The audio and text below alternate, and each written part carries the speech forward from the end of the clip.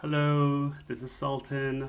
So I am going to start teaching how to think like a developer. This is just a supplementary development or supplementary video. Again, I don't do much edits, but I'm just gonna wing it, trying to teach other principles of programming. Now, the thing is that when you do some kind of principles like this and you want to start talking about it, you want to start thinking in terms of metaphors, start thinking in terms of symbology. You want to find words that have meaning to you so that you can understand the point of programming. When you just start thinking, when you start using the terminology right out of the gate, like variables and constants and functions and classes, you're all of a sudden you're like, what is it talking about now? And you're focused more on the memorization of the terminology rather than the actual purpose of the terminology. So when you think in terms of symbols and you think in terms of these metaphors, you put pictures in your head, and that's the whole point of the programming. We're not going to develop the Fighting Dojo application on this video. I'm going to leave that up for some other time. But for now, I want you to use this video as a supplement to your programming, to this journey. Now, I mentioned before that I didn't want to get into the nuances of just telling you the basics of the programming because, in all honesty, you could figure this out on your own. But I'm also realizing that while you are doing this, that you might find some material and you might get wrapped up in the terminology and the vocabulary. So what I want to teach you, and what I don't see these days a lot of, is how to think in metaphorically speaking of the programming concepts. By the way, I'm trying to look at the camera and and I have this LED that's really bright. It is shining in my face. Let me actually see if I can turn that off. Oh, that's so much better. Yeah, my camera has a built-in LED in it, so it's just blinding my eyes. Let's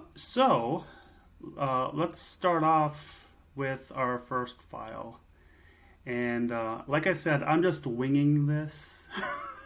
I didn't have much planned, but I'm hoping that I will explain things in such a way that by the end of this video, you will be probably 60%, 70% there, all in one session. Okay? So what do we want to call this? I guess we want to call this supplements. Now, I did say I didn't have that much planning, but I did write some code examples to explain and elaborate each piece of the concepts that I want to go investigate. So let me open up Visual Studio Code.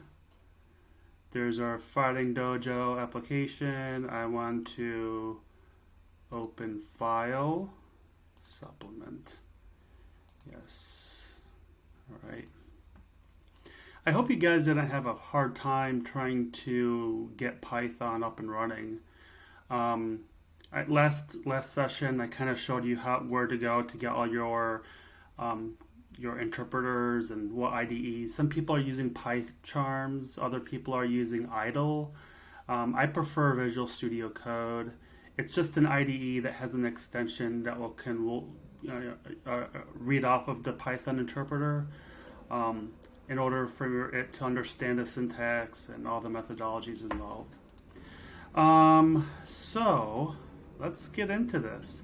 So what I'm going to be using is the concept of a box delivery system. Now the box delivery system is, think of Amazon, right? Think of boxes being full of stuff, and think about how it's just going through this orchestration of how to go from being packaged to being delivered. Okay. This is, there's also other kinds of metaphors like trains and railroads. There are other systems, anything that you can conceptually think of as containers that are being moved through a system. That's that's the process that you're going to be working with. And with such a system, you are going to be creating logic, right? It's no different than thinking in plumbing, for example, or electrical systems, or any kind of system that allows different kinds of flows to diverge or to repeat or to feed back into the system again. These metaphors are there to aid you in how to think conceptually in software development. So the first type that we want to think about, the first basic, is data, values. Okay, these will resemble the items that you ordered on Amazon, the packages, the products, the items, the toys, etc., etc., etc. In software development, the only values you would be seeing would be numbers, strings. Again, strings are basically characters.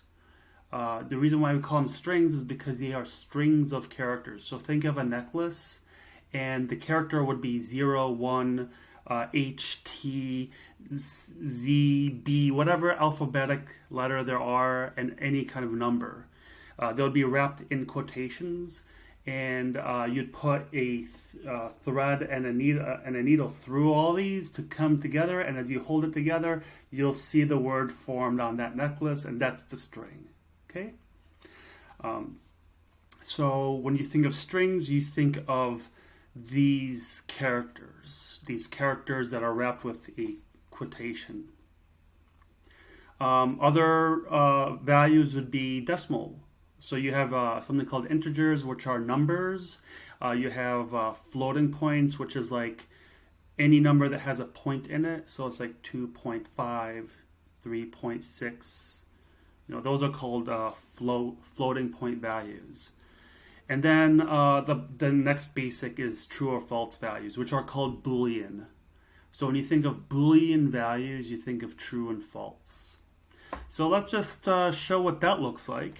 And we have 42, which represents the integer value. Oops, I put an ampersand instead of a number, right? So then this is the string. So if we have hello world, and then you say 1, 2, 3, 4, 5, right? This is not a number, right? This is a string. Okay, so again, it's something that fits on your necklace, right? H-E-L-L. Oh, sorry, I'm going the other way, right? H-E-L-L-O, comma, then world, right? So this would be your string. Oh my God, I keep on doing this. Your string value. All right.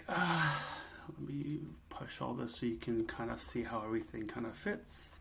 And then we have 3.14, which is like pi. And you might ask yourself, like, why the difference between floating and integer?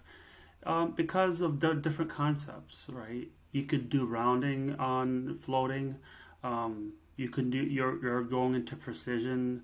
You can do fractionals, right? With integers, there's less to work with because there is no point value, and also they both have different memory storage. You don't have to think about it, but let the computer do all that work. But just know that because we're chopping off the decimal point bits, your processor and your storage both handles it much differently. There's all kinds of research out there on why something is one versus the other. I don't want to explain it or get into this, but it's not crucial or critical to learn how to program if you don't know it. And then you have true or false. Okay, they're both capital, and you can see that the color is blue, so that denotes whether it's true or false. And these are both Boolean values. Boolean, I think, Boolean is like Boole is like the last name of a scientist, I think. I don't remember, but It's an homage to that person. But and also logic. Logic classes, if you ever taken logic classes, they kind of use this true false value to really dictate your logic.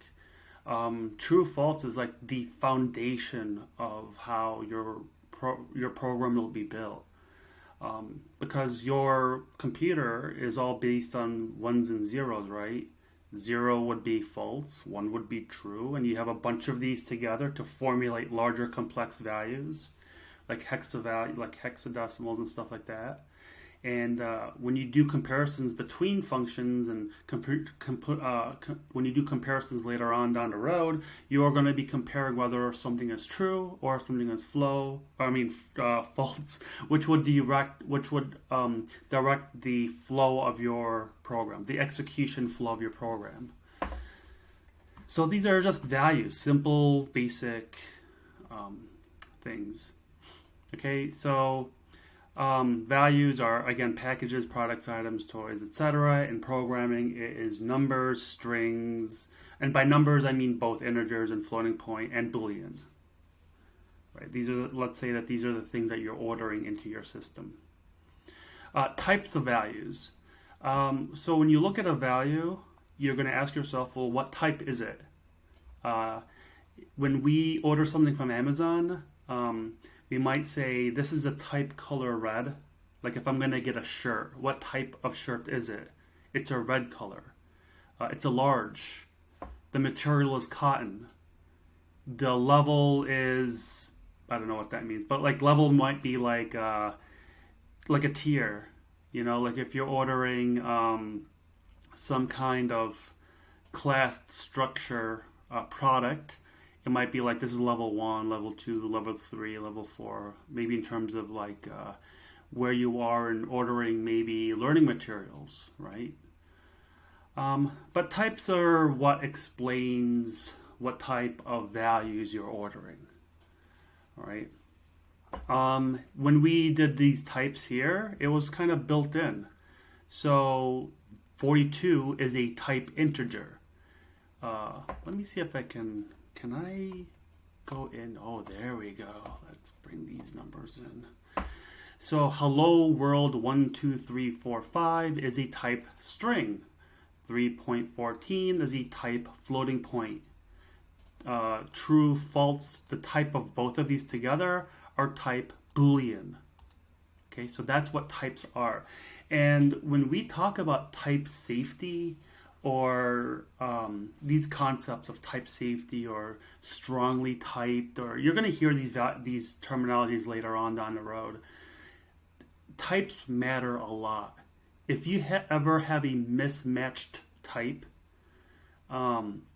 you'll run into problems. So if I gave a type 42, okay. Let's talk about variables, because this concept will actually show up more so in variables. But type safety, strongly typed, is, to finish the thought, is you don't want to mix your types together. If you're working with numbers and a string comes its way, you don't want to add a number to a string, right? Because that's going to give you an unexpected value. So for example, if I do something like C equals 42 plus ABC 34, right? You're mixing your type. And each programming language treats this differently. So some programming languages would be like, this is an error. Other programming languages would be, okay, well, 42 plus ABC 34 will equal 42 ABC 34. Okay? Horrible programming languages might ignore the ABC and we'll just combine them together, which would be 42 plus 34. That would be, oh my God, 76, right? So we do have that, right? And if you do, and in order to see this even more, I mean, let's do that. You would say, oh, well, these are two numbers. Nope, that's a number plus a string, and that would mean that this would be 4234, right? Because a plus would be combining two things together. And if I did this and this, that's exactly what it would look like. You know, so but if I remove these strings like that and like this, then this would be 76. Okay, so types are important, and it wouldn't even make sense to do something like this, you know, plus true. Like, what does this mean? So, you know, you got to make sure that when you're working with types, that you understand what the types of the values are, and that and keep track of them. Okay. And by the way, Python. Let me actually go back to this. Python actually will tell you what the end result will be. So it's going to tell me that this is an int. If I made this as a 42 like this, let's hover over it, and it'll tell me it's an any. If I do this, it's going to tell me it's a literal or a string. This bracket means it's an array, and an array is a list of variables. In fact, I should actually bring that into as another type as well. I forgot that. Yeah, let's actually bring that in. So we have 1, 24, 72. Maybe it was a bad idea to just wing this. But you know, we're both learning here, and you know, this is just showcasing the power of programming. And in all honesty, like I said, my point for this session is to really just have you understand the mentality of programming, the mentality of the logic, the flows, and all that stuff. Right, and there is no, like, if I forget something, I mean, it's not the end of the world. You can still learn it as you're programming. You can still learn these things as you're programming. You know, I'm trying my best to get you to a point where programming isn't so scary, and that programming can be learned by anybody. And you know, you can just and if you get started into the right point, getting the right starting point. It will eventually help you, you know, get into this large payoff in the end. I'm trying to give you this mindset first mentality, so that you understand how everything works without programming. Because once you start programming, these things will start to really make sense. But these are arrays, and again, arrays, like, okay, so arrays can hold multiple values. You don't want to do this, right? You know, you don't want to do that. You want to make sure that your arrays will handle single types as much as possible. So this is an array of ints, right? And if I was to do something like this, oops, like this is like Bob, and this is James, and this is you know, Tom, and this is Dave, right? Then this is an array of strings. Okay. So, you know, and then there's ways to get into it, like how do you call this out? But I'll show you how that works soon.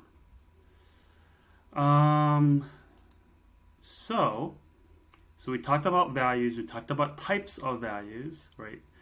How do you differentiate one value from another? Now, let's talk about variables. Yay. So variables are the cornerstone of your programming. It is storage, it is data, it is boxes. So think of boxes or containers that hold your values.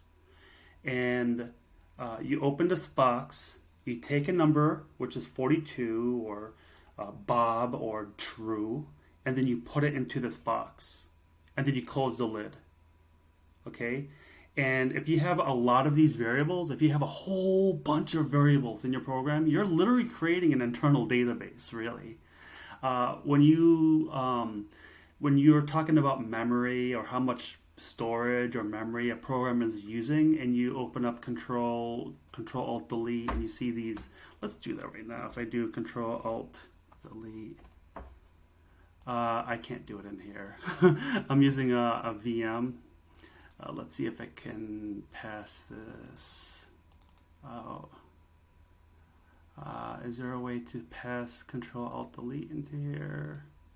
Actually, no. I can actually pull it up from here. So Task Manager, I'll just pull it up from here. So you see all this memory, right? Here's some pretty big programs: Google, Cisco. I got some programs up in here, and you have all this memory that's running right now. Why is it taking up so much memory? It's because of these variables that's storing the values. Right? It's a whole system of boxes that are holding variables and keeping it saved so that you can use them later on down the road. One thing I'm not going to be talking about is scope and garbage collection. I'm not going to dive deep into it. But garbage collection, programming languages have a way that says, okay, if you don't need this variable, I'm going to look at certain things that determines whether or not this variable is being used or not. And if I know that this variable is not going to be used after a certain point of time, I'm just going to remove it. I'm going to delete it. And that's how we prevent these applications from being bloated and destroying and taking over your computer.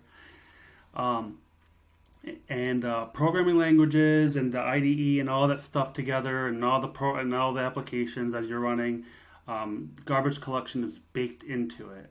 So it's all automatic. You don't have to worry about it. It does everything for you. Some programming languages don't have automatic garbage collection. Sometimes you're the one who has to delete the object and the variables and all those things manually.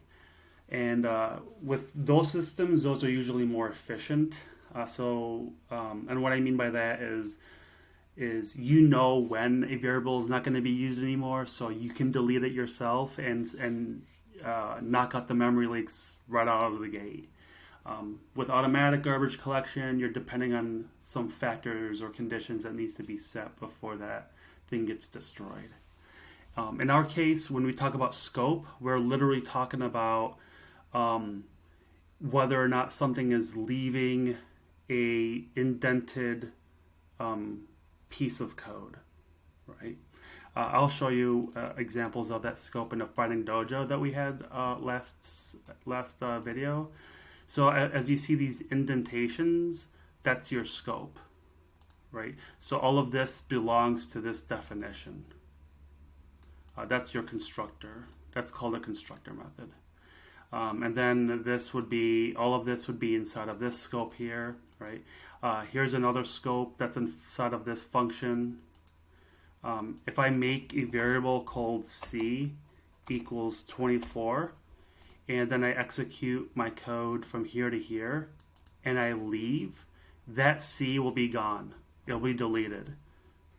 Okay, because C will not be found anywhere else except this function. That's what it means by scope. And that's one of the basic conditions that garbage collection uses to determine whether or not a variable is going to be used or not. All right. So we talk about variables, and again, variables means that you could put values inside of them, store them, and then you can replace values with different values. So let's say that I have a box that can hold one item, and all these variables can only hold one item. That's the purpose of variables. Every variable holds one item. So when I put a ball that fits inside this box, I can take that ball, throw it, and get another item like a chessboard, put it inside that box, use it, and then throw it, right? So I could get a new product, a new value, use it, then throw it.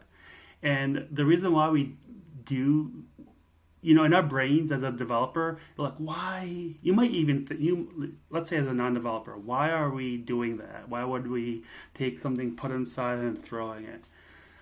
Because variables give us a lot of dynamic, and it also becomes this representation of the point of why you're using these variables, right? So let's talk about that. So here's a couple of variables of what I'm talking about. So here's a variable, and we're going to call this age, and I'm going to tell you my age. I'm 41 years old. Okay. And then and let's say my name, is Sultan.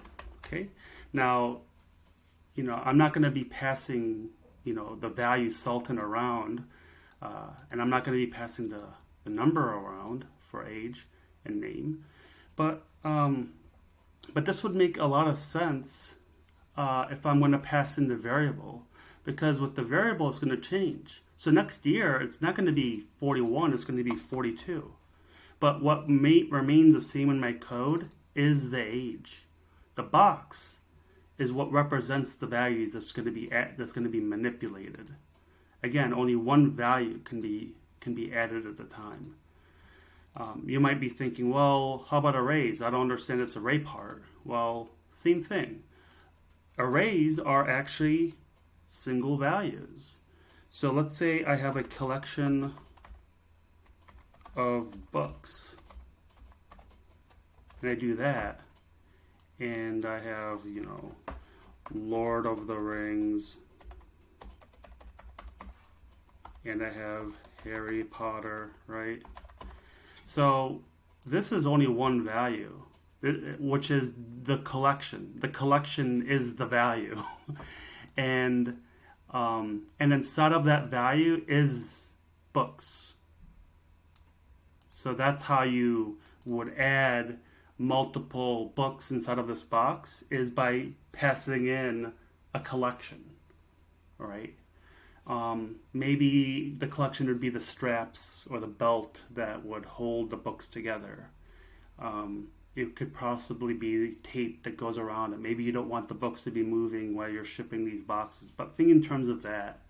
You want to keep these books together, and then you want to put it inside this box, which is called collection of books. So when we talk about stuff like this, we're using variables to represent what these values mean. If I just say 42, Sultan, hello world, right? 3.14, we don't know what these mean. You might say, this is 42 is the Sultan's age next year, but there is no way to use it. There is no storage, right? I'm not. Let's say I have a function called upgrade age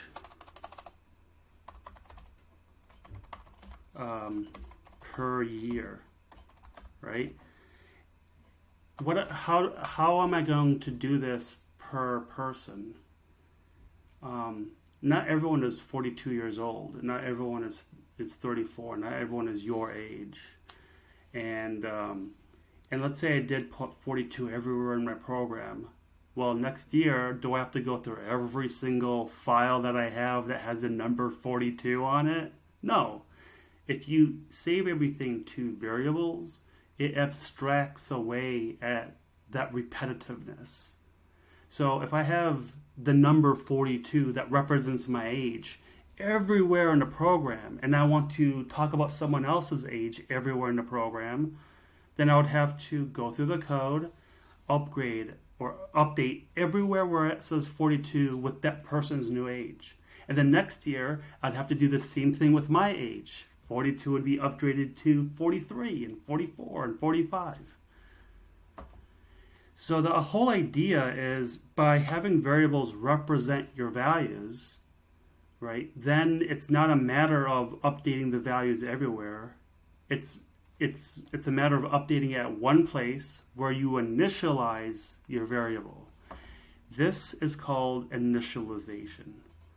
Okay, this is initializing your variable. This is you taking the initial value and setting it to the first variable that just got created.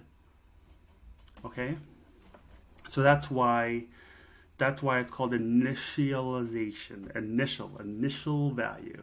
Okay, so with that in mind, we initialized age to 42, we initialized Sultan to name, we initialized this collection of books to collection of books, Lord of the Rings, Harry Potter.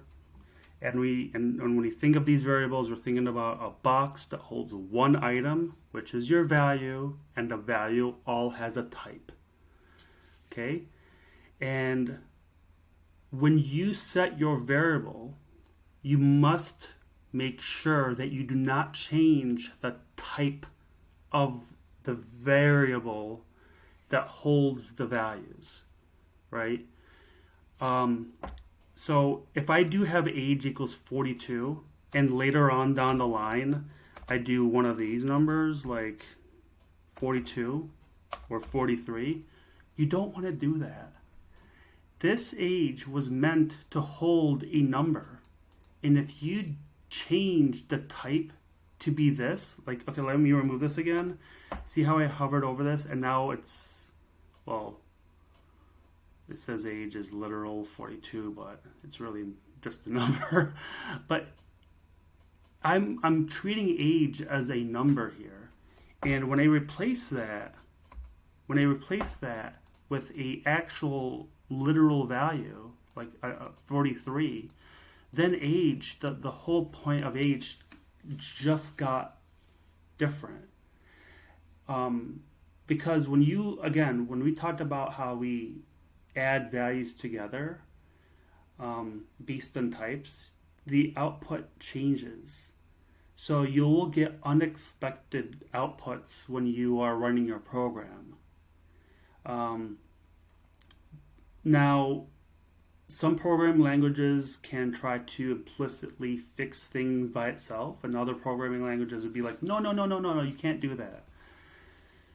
When you do something like this, okay, if you told that this age is a number, when you specify that the age is a number, and you do this later on, and Python is yelling at you, you want that to happen. It's called the compile error code, a compilation error.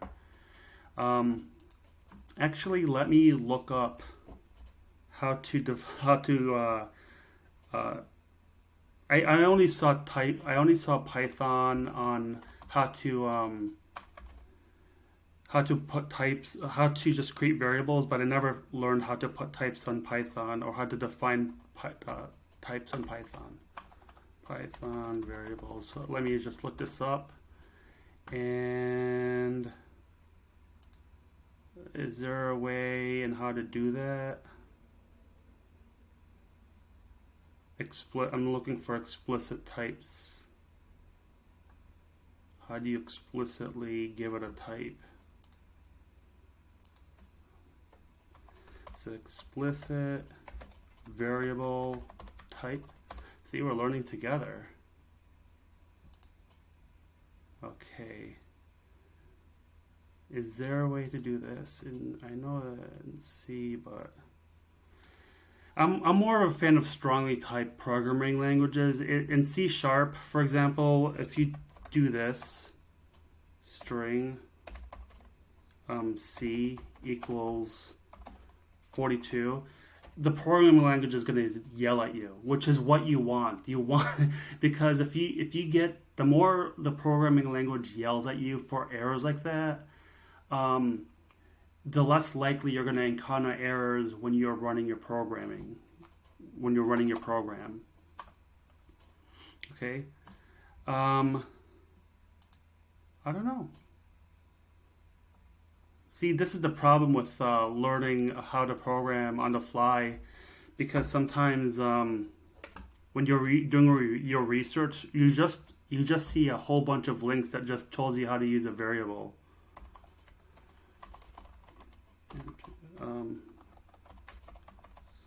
How do you explicitly tell variable its type? So I'm using Google right now. I'm sending these queries into the application. All right, so there's something called a typing module. So here it is. This is how you do it. So Python, you don't need to define a type because it looks at this type, it looks at the value, and then it determines whether or not it's an integer or not. That's all implicit.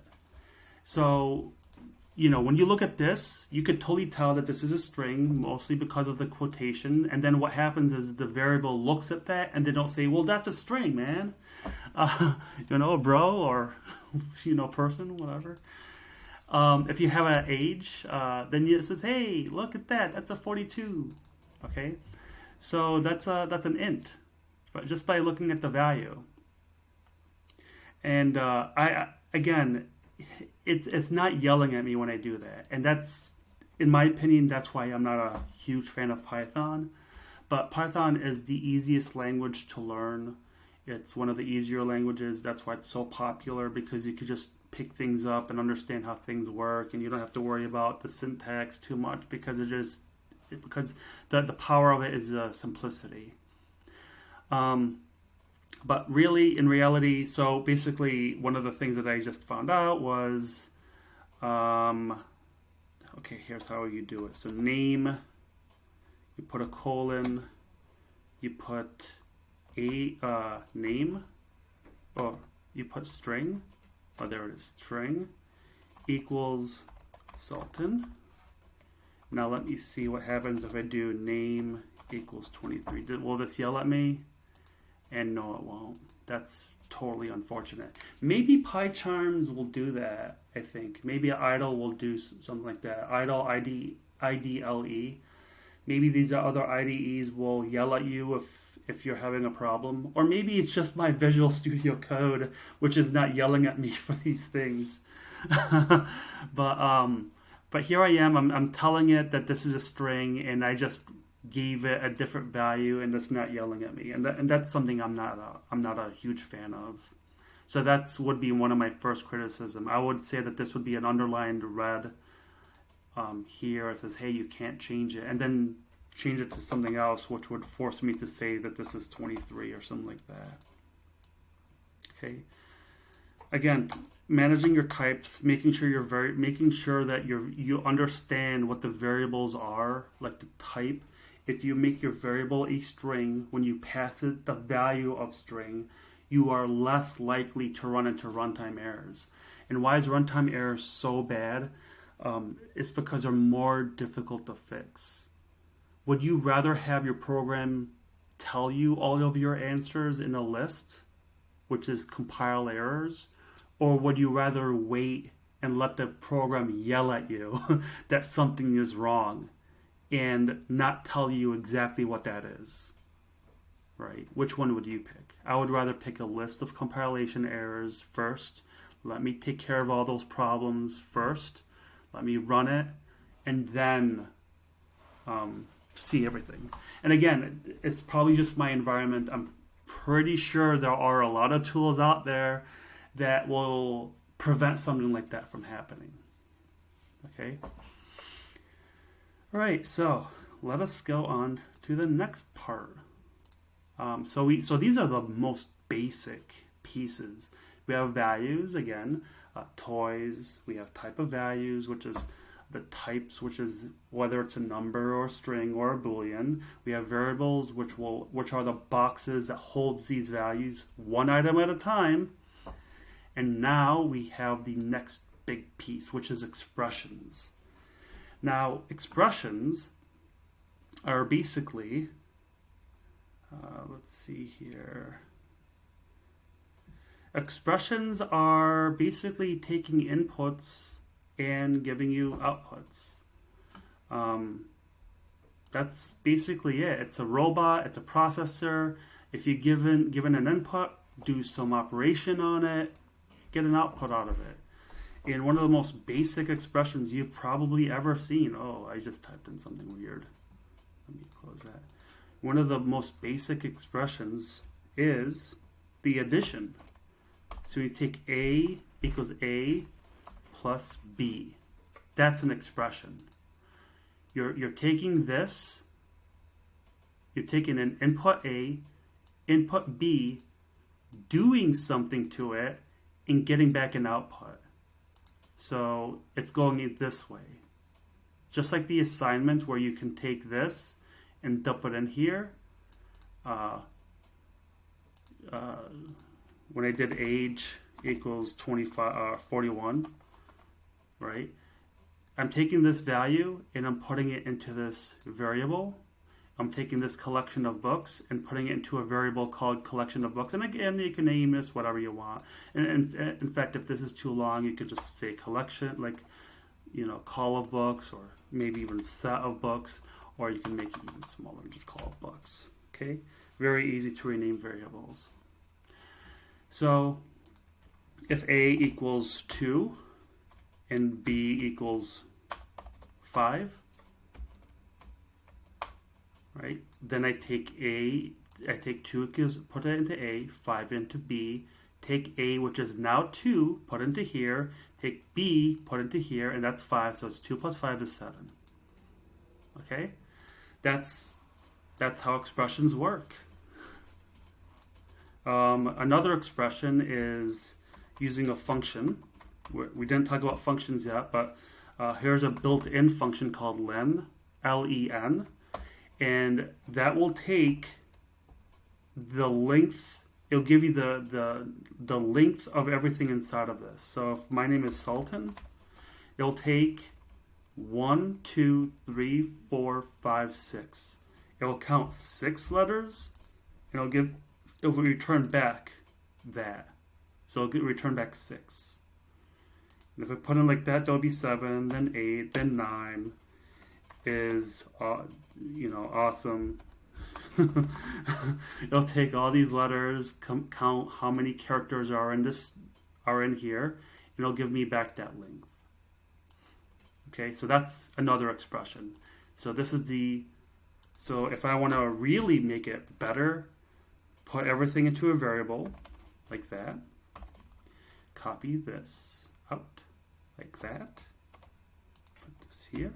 So this value will now go into the box called name variable, and then I pass that box into this function.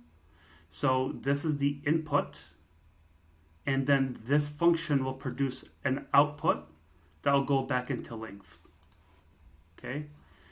Expressions are usually one line of code.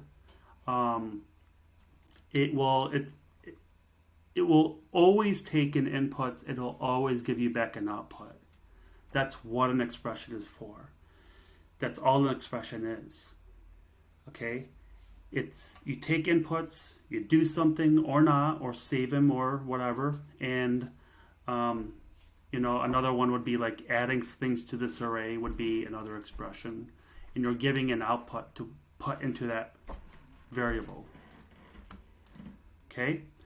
So that's what it is. So that's why I think that everything is a box. All these variables are boxes. And when you put in a box into this expression to give you back an output, that's just creating another box. Or creating a value to put into a box. So if you want to really think about this visually, let's actually make some shapes going on over here. So let's say that that's your box. Okay, and I'm going to call this age. Okay, and let's make another box. What's a good shape we can use? And then we have this, which is going to be 35. No, actually, let's pick my number. 42, 41. And this will go into the box. Okay? So 41 is a value that goes into age. That's what this does. 41 goes into age. Okay, that's what that shape is doing. And then if I want to change this to 42 later down the line, this is going to be another line, but age is going to remain the same. So then if I do this, age equals 42. Now age is 42, not 41, because you just changed the previous value. This is going to be, that's gone. If I do something like, oh my god, I keep on doing this. If I do something like, update age next year, and I pass in age, and let's pretend that this function only adds 1 to the age that you pass into. So 41 is the age, and it goes into this function that you just created. And all it does is just update age. Then it goes from 41 to the new age, which will be then 42.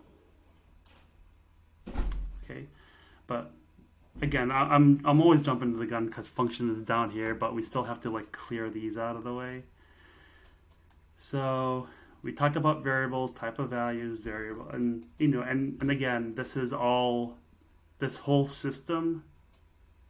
Let's get another box out here, and let's make this a square and make this dotted.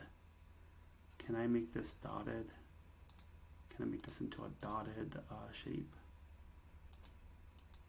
Can I? Oh, border. Highlight text. Oh, here it is. Let's do that.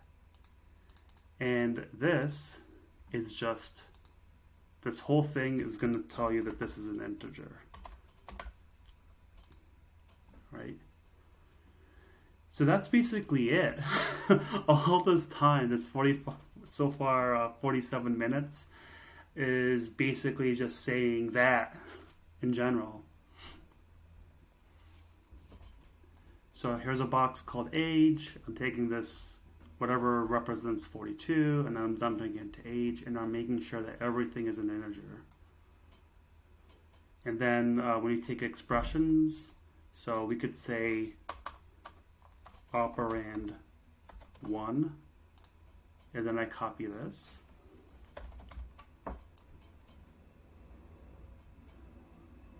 Right? And this is going to be, if I take 42, put into operand 1, take 43, put into operand 2, this will be, okay, let's do this. Let's do this. Let's do this. So it's gonna be a triangle like this. There's gonna be one gigantic triangle. Can I make it bigger like that? All right. Why is this a triangle? Because this whole thing is a value. So whatever these two did produced another value, which is this whole thing. This is going to be a strong one. Okay, and then we're going to create another box, right? Which is going to be the result. And then we take this and then we put it inside here. See that? That's a good diagram. Talk about winging. Right? So that's basically what values, type values, variables, and expressions all do. This whole system, this whole thing represents the first 4 of these. Right? When you really understand this, when you really have this mentality of what values, type of values, variables, and expressions are, then you can go on to the more advanced, complex pieces of the program, which is going to be conditions, loops, and functions in class. Okay. Now, let's move on. So for if conditions, well, is something that will look at an expression and determines if something should be on or off, true or false. True or false, which are two possible outcomes. And then you pick the flow of execution based on the expression.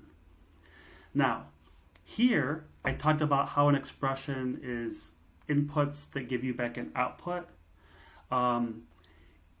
Take two numbers, get a number back. Put a number, get a true or false value. Put a string, put another string, get the length, figure something out, add them together, get an output, right? Get a number, you can return a number, you can return a string. For conditions, the only expressions you have to worry about are the ones that gives you back are true or false. If you give back an expression that returns back a number, that's not going to fly, okay? If conditions are based on true or false values. So if I go back here, let's keep that here. We're gonna define that. Let's clean up this mess, by the way. Let's clean up everything so you understand. So 42. So we know that this is what it is. What it is. So let's kind of use this. So let's say that I want to do an if. This is how you do it. Oh, parentheses are no go in Python. So we do an age equals 41. And we're going to see if age is greater than this, okay? If age is greater than 18, you're going to print, which is a function, by the way. Print is baked inside of Python. len, which is length, print, which is another thing. They're both baked into Python. These are functions not made by me, not made by you, not made by anyone you know. They're made by the people who are responsible for the Python language. And they provide these functions to you so that you can just use them out of the gate whenever you need to. It will take whatever you have and it'll print it into your terminal, to your console, to your whatever, what is this? Whatever we use to run our application here. Right? So it's going to print. So what is 18? If you're older than 18, what does that mean? Oh my lord. Oops. Sorry. I used the Dvorak keyboard. How do you get out of this? How do you stop this? Okay, there we go. So if age is greater than 18, and then you have to put a colon. If you forget this, your program will not run. Don't forget to put that in. Then we're going to print out that you are an adult. And then we have an else, which is to, because this can fail, you're going to have to create another thing that can handle the opposite side of that value. Which means if you are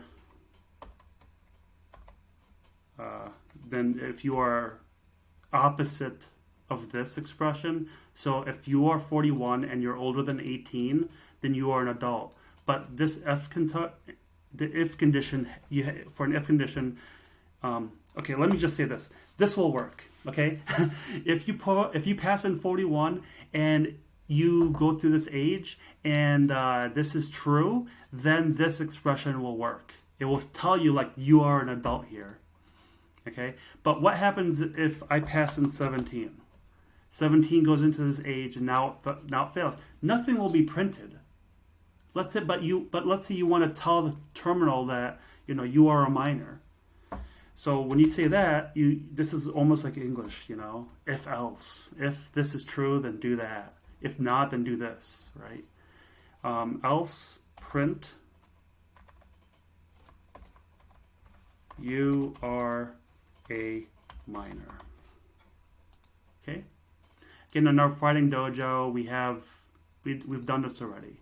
If this is less than your training cost, then print this out and then return. Return is at the end of the function that says get out of this function. Go back to where this function was called. Okay. But this is us taking a step back and understanding what an if-else condition is all about. If you want to add in more things like ELIF, for example, you could do age is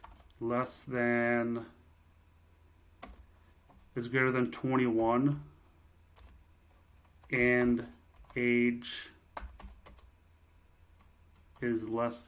By the way, if I do age is over 18, this will never execute because this is always going to be true, and then it will never do what I'm doing here. So if I do something like 35, and then I'll be like print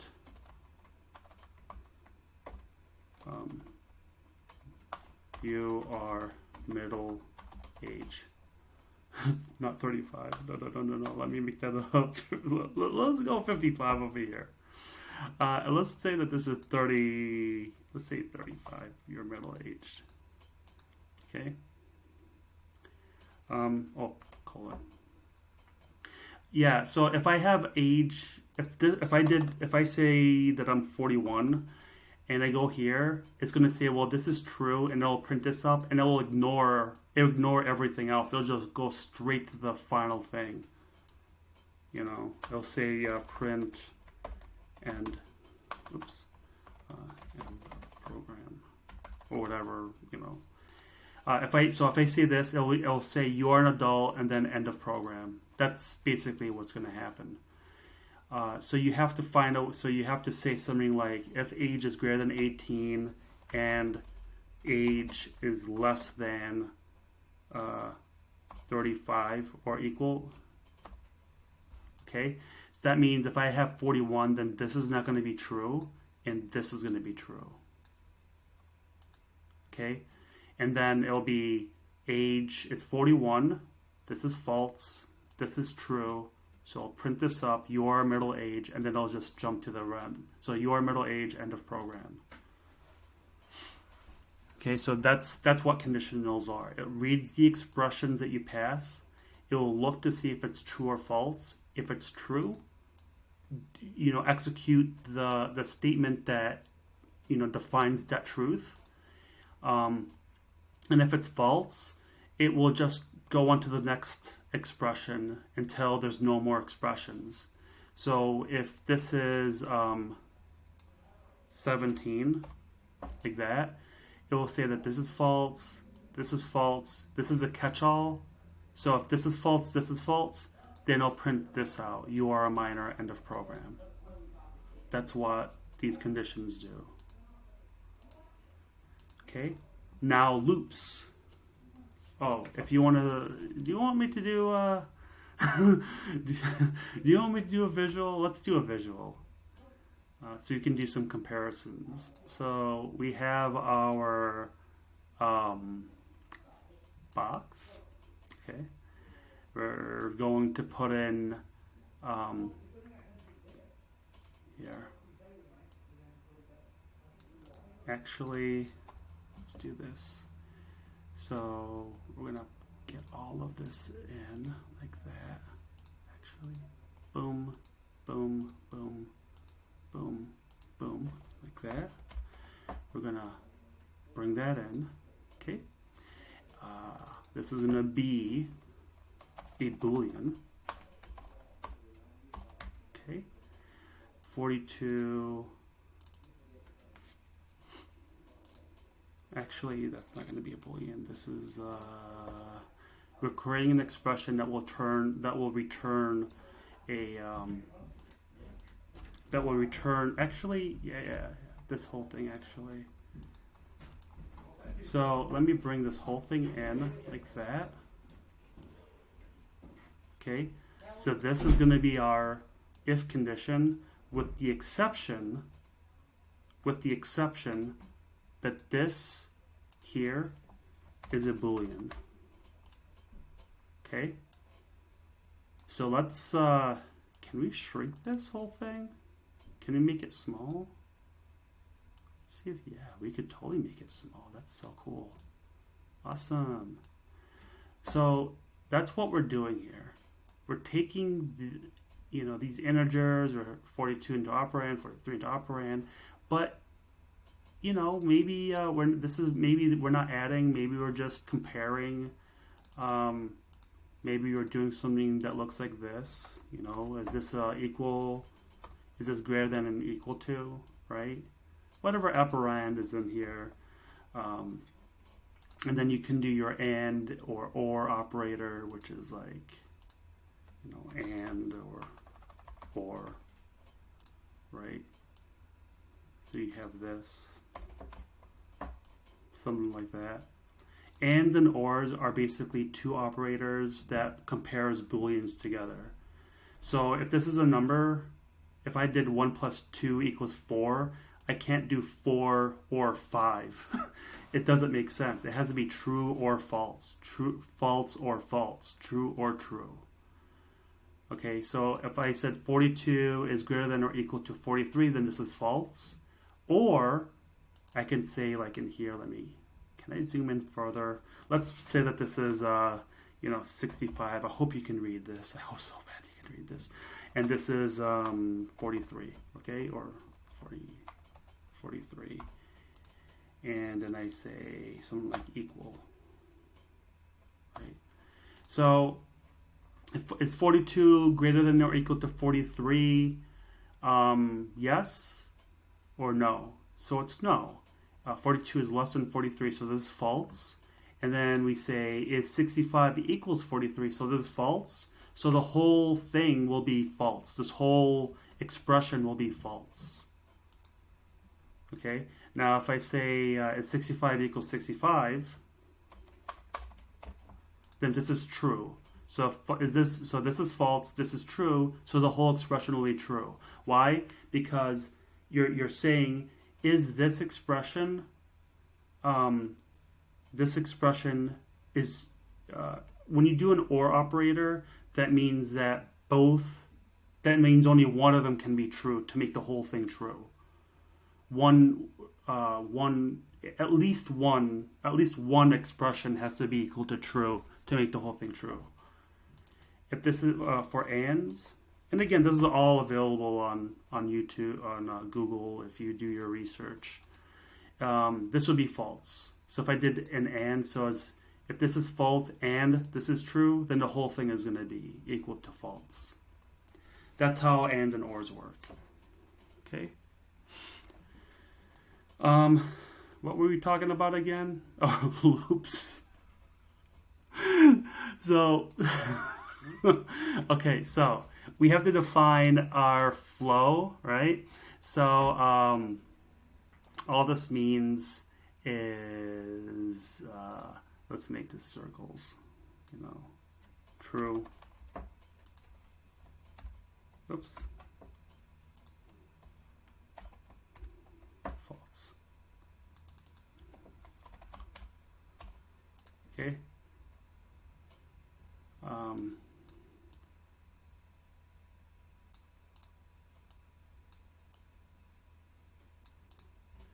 And then we'll have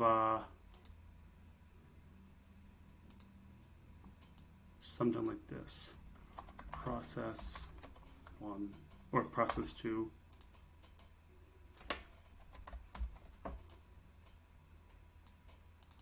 And process 1. So this whole thing would be a gigantic box. Another gigantic box. Okay.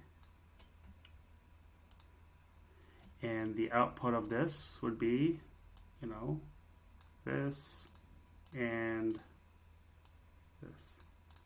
So if it's false, then execute that process. If it's true, then execute that process. Okay? That's basically it. So this can either give you a true or a false value. If it's true, then do this. If it's false, then do this. Maybe I was wrong when I put these circles in. It's probably better to say or to do an ask, like is true, like that. This is probably a better way to explain it.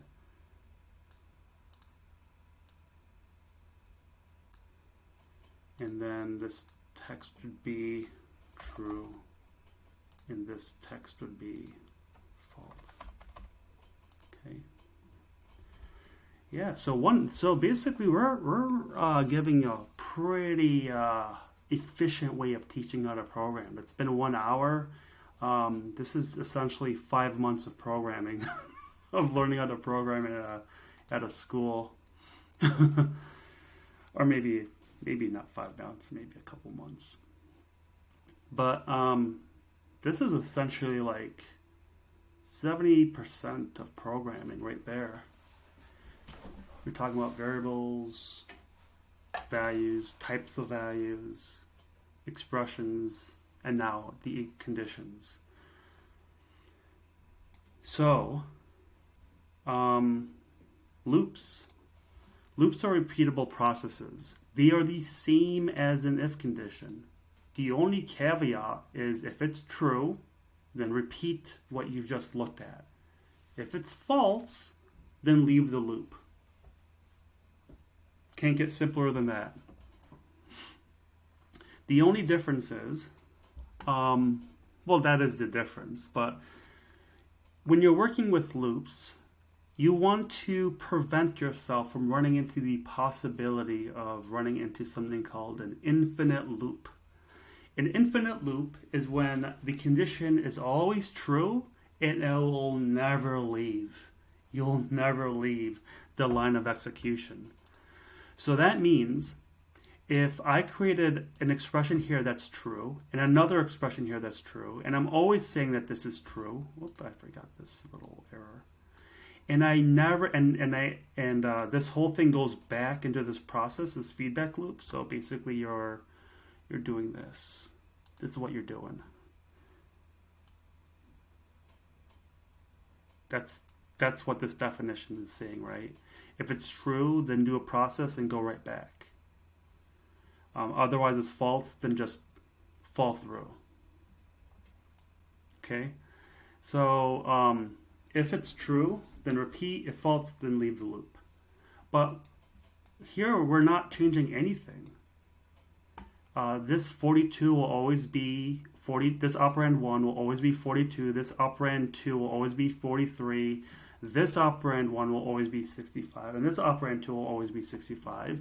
And if, oops, my fault. Let's make this 47.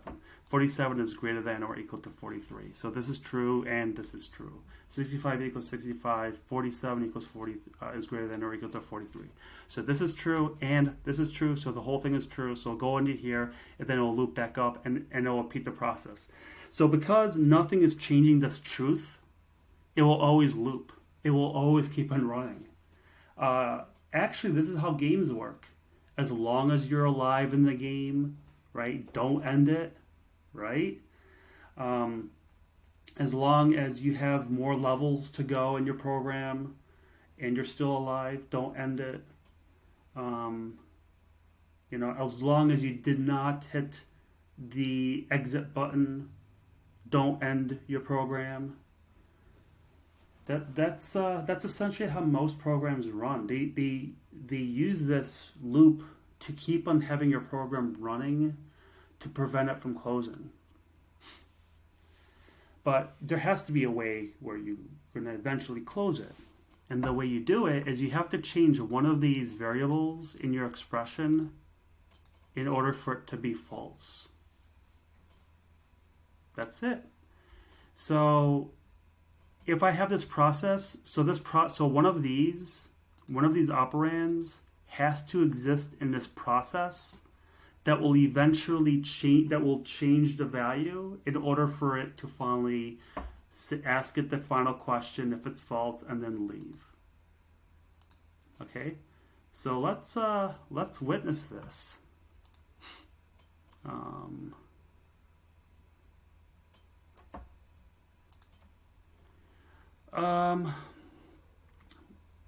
Okay.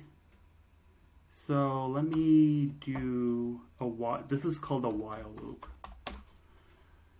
and I'm going to have a counter that's going to be less than 0, or less than 5, like that. So here's your expression, just like this. It looks exactly the same, right? And I'm going to have this counter start off at 0, equal to 0. Maybe I should actually run these. Let me see what happens if I run this. Run, start debug, Python, and you'll see, does it run? Your minor end of program. See that? It worked. If I did this at, man, I should have definitely ran this before. If I'm 25, let's run this again. Start debugging. You're an adult, end of program. In fact, I could put these breakpoints here, actually over here. Breakpoints are something that allows you to stop execution when you run it. So let's run it again, start debugging. So see how age is 25, this is true, so it goes over here. And then it's not gonna hit this, it's not gonna hit this. It goes straight to this line, and then you run it. Okay, do you see how that works? And let's do this again with 17, and let's run these breakpoints again, just so you can have this final understanding of it. See, your minor, it doesn't even hit this, it doesn't even hit this. In fact, let's even go even further with our breakpoints. Let's just put a breakpoint everywhere so you can see what's going on. So I'm gonna run again, start. It'll hit this breakpoint. It will execute to see if this is true. Then it'll check this out to see if this is true. And then it'll hit this because none of those were true. Okay? And if let's change this again to 25 again. Run. Start debugging. So we're going to hit that.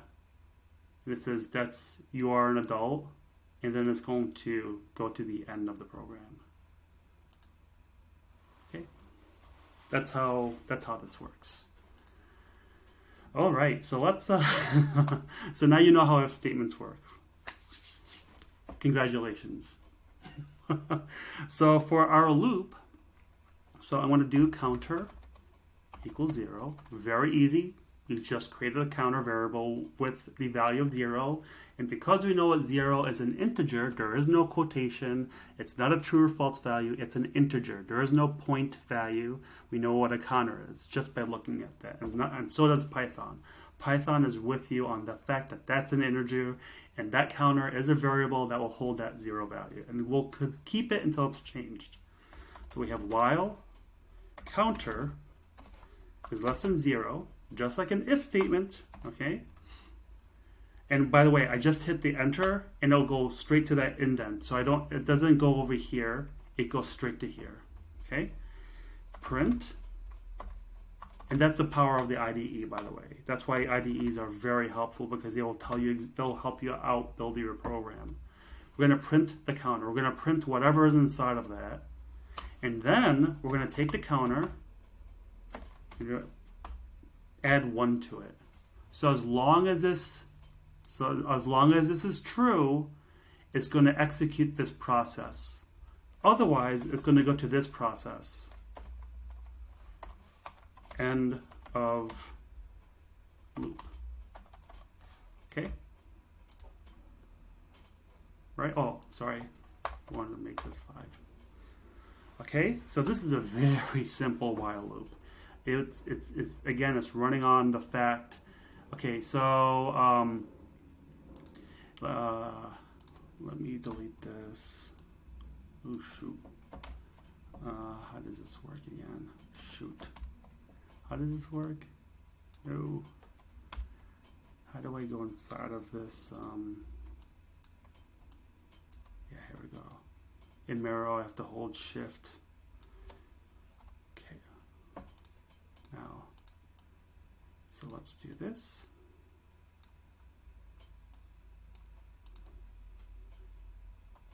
Oh, shoot. So this is going to be... Oh. So this is what it's going to be 5. It's going to be 0.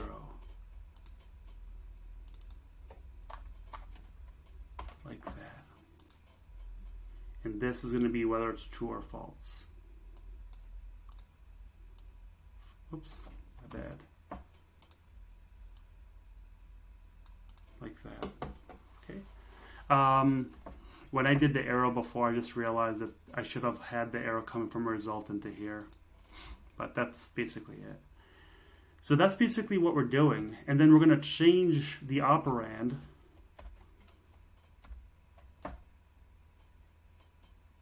like that by adding 1 to it. And then we're going to do the check again. Okay? Let's make that a little bit better. See that loop? Whoop, whoop, whoop, whoop, whoop, whoop until out. So here we are. We have a counter equals 0. 0 is going to be here. It's going to be less than 5. We're going to print out that this is 0. Then we're going to take 0. Or we're going to take, I mentioned last time, but let me, for the sake of this, say counter plus, right? So 0 plus 1 is 1.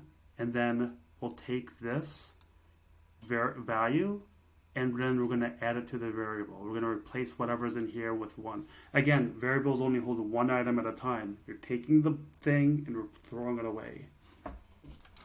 Now 1 is going to be, now counter is going to be 1, and then we're going to go right back to the while. It's going to read this again. And it's going to keep on doing the same thing over and over and over again. Okay. This is very similar to doing this. If,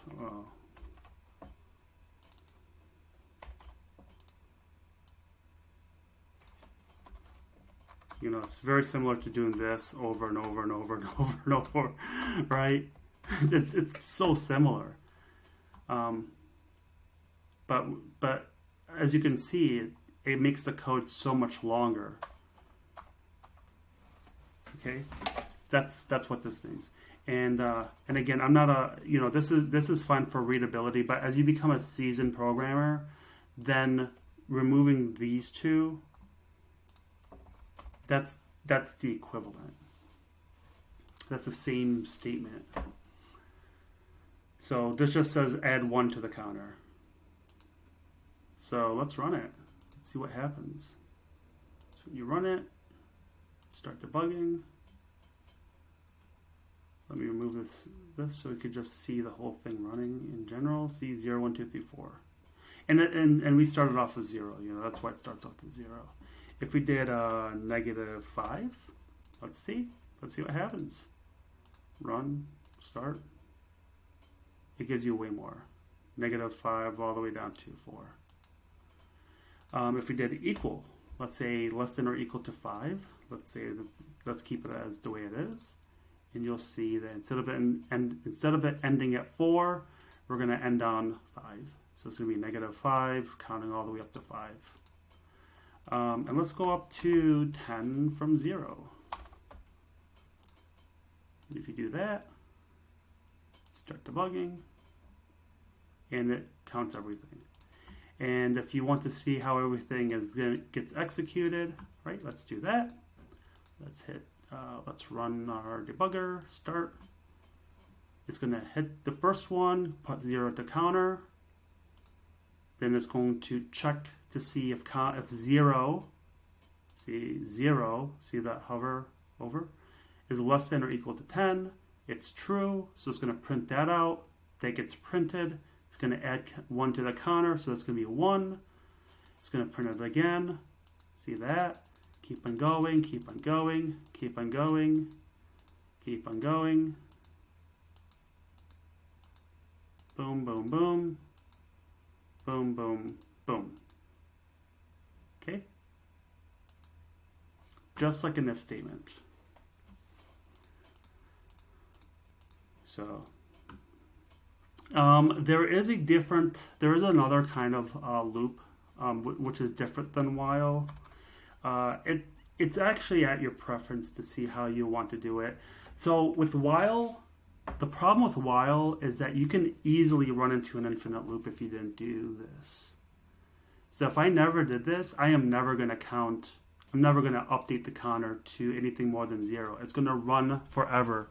I don't want to do it here because I don't know if I'm going to crash the program or not. I've run into some situations before, but you're going to run into problems like that.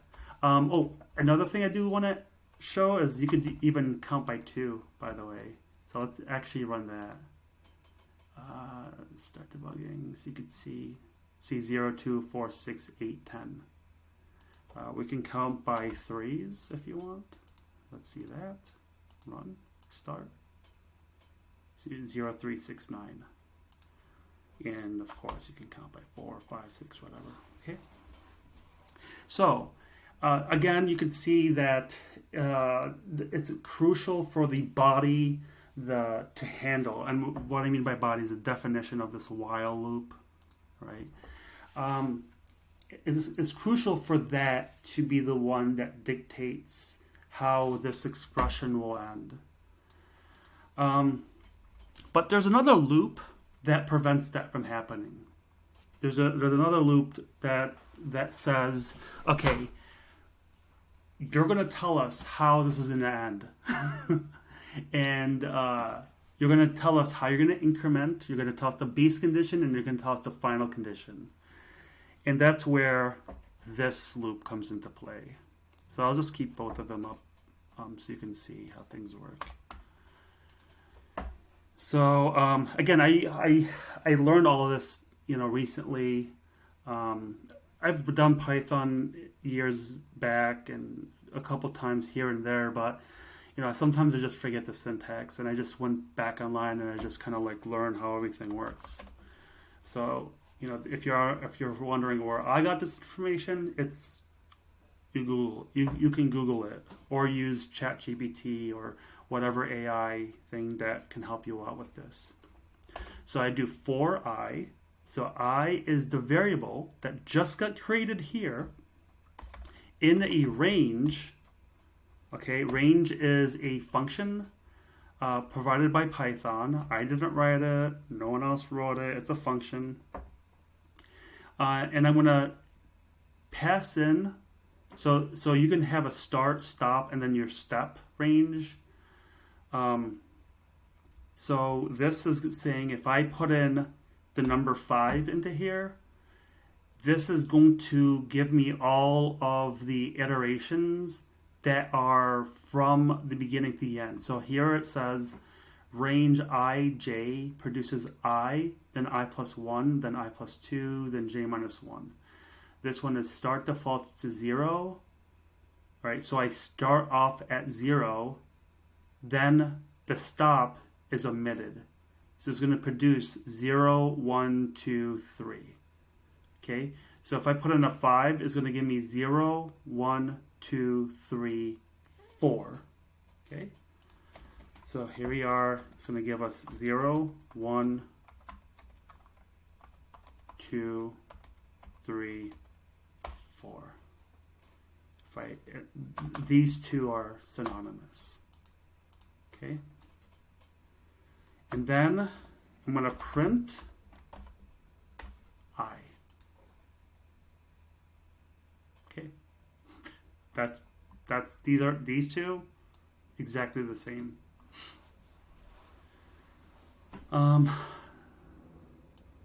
So let me print this out. You can see, let me actually move that so you can see what's going on. Let's run it. Start. What? Why is that? Oh, Hey, what did I say? Forget this and it's gonna break. All right, so now run, start debug. And there you go, end of loop. So we're almost there. So, you know, we're at an hour and a half. We have now the last two, functions. So functions is a box that contains a sequence of variables, expressions, if conditions, and loops, and then uses all these combined together to give you back an output. Right? Isn't that cool? So, I keep on opening that. It's just another project I'm working on. But here we are. Look at that. So if you look at this, here's let's see how we can do functions. All right. So here's one of my examples that I used. So let's say that I am going to define, that's how you do defines, and if you look at our functions before, everything, see that? This is a function, this is a function. You know, I definitely highly recommend watching that video. Just, you don't have to program, all you have to do is just follow. The way that I'm describing things, the way I'm describing how that whole thing flows, is how a software developer is talking to himself or themselves in their brain, right? So here's supplement.py. Again, I'm keep on using this as my notepad. But here's def, and here's my function called greet, and whatever I have in these parentheses is my input. So I'm gonna put in a name like that. So here's my variable. So return hello, oops, like that, plus name, plus like that. So how do you call this function? Well, here we are. I'm creating a variable called greeting, and I'm going to greet Alice. And then I'm going to print whatever the output of that is. Okay? Again, return means go back. You finished the function and return the output. That's basically it. And this is now a new expression. Greet Alice. That function that you just created becomes an expression. You pass in an input called Alice, and then you put it, and then you go into this line of execution, and then you pass in the output into greeting, which gets printed. Right? So let's run that terminal. Let's start it. Hello, Alice. See that? Now let's say that I want to do something over here. My name, like that, is Sultan, like that. And then my name, you want to replace this like that. Okay? So what's happening is, check this out. I am not going to execute this yet. In fact, let me put a breakpoint to show you what's happening. So if I run, start debugging. So first, it's going to say take Sultan, the value, which is a string, okay? Put it into this my name variable. Then I'm going to go into here, and it's not going to hit this. Not yet. It's not going to create this. What's happening is it's taking the code of what this is, which is going to be at this point a bunch of zeros, ones and zeros, and it's going to define what this is. So when we see define, so remember like how I talked about how definitions work. Like here's the word, here's the definition, right? What is the definition of animal? What is the definition of mammal? What, you know, and then you have your definition right next to you. This is what you're doing. You're defining what this is. Same thing like this. This goes into here, and this, okay, goes into here. DEF is telling Python that you're defining this method. And whatever you have in this indentation is how you are going to define it. Now, why did Python do it this way? It's to make it easy to tell you where your functions end. Because these are all multi-lined. Like if I look over here, you could totally tell, let me go back. You could totally tell that all of this is defined in this define attack. Okay? You know, and at the end I can also put in return.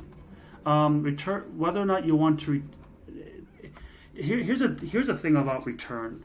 When you don't have if you don't have return anywhere here and it finishes as this is the last line, then that's the end of your function. Whether or not you want to add a return at the end here is completely optional. Now, if you do something like this, 42, then you're just saying that the output is going to be 42 at the very end. But all this function is doing is just looking at ways to print whatever is happening. Print the attack function, print the attacks. Print the output result of what happened for your attack. Okay. If I was to go up here, is there really anything up here? You have a break. So break is saying to break out of that loop. Returns and breaks. I mean, these here. I'm trying to find a good case scenario to explain returns better. When you talk about I don't want to. Yeah, okay. Sorry about that. So when you talk about returns, it's telling you what to pass back. What's your output from this function? And it also tells you when should you close your function. When should you exit your function? When should you bring that out? Because again, you're having a series or a sequence. Sequence is an ordered list. You're having a sequence of variables, if conditions, and loop, and expressions. And because of the complexity of your functions, you could tell it whether or not you should execute some lines and not execute some lines based on some truthiness. So if something is true, then you could say return whenever this is true, and then it will not execute the rest of the line of code.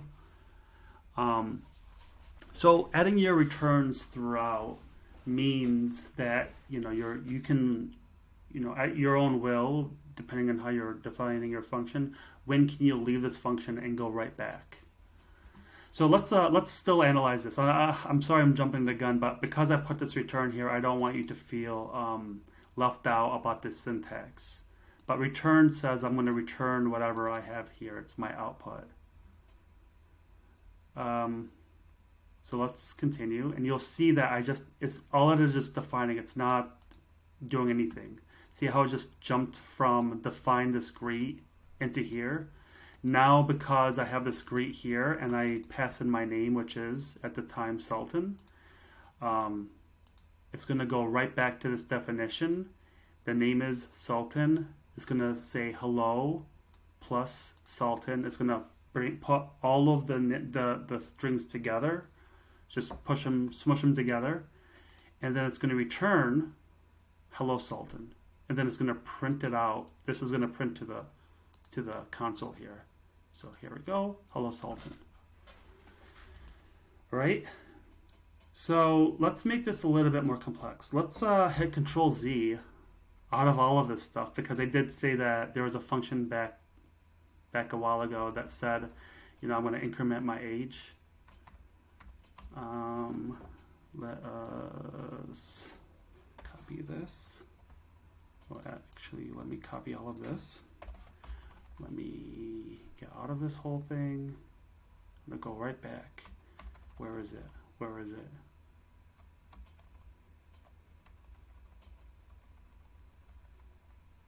It's nice. I remembered having, oh, upgrade age. There it is. Okay. So I'm going to create a function called upgrade age per year. Okay. Let me remove this. Let me remove this. So we have age equals, what was it, 17. I want to have I'm going to define my function. There's going to be an age, like that. So then I'm going to have these in, like that. Okay, so here's my scope. Let's prevent this out of the way. So it's going to do a series of checks on my age. And what I'm going to do next is I'm going to say age plus equal 1. Then I'm going to return.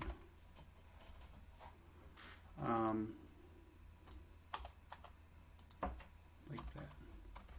And then I'm going to say something like new age, like that.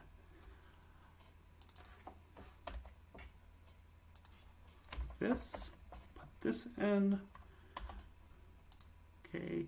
Because this is a local variable, let's just put everything with an underscore.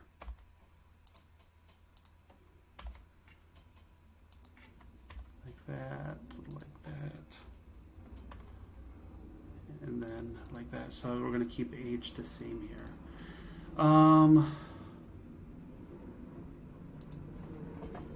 we don't. We're going to do like this. Plus like that.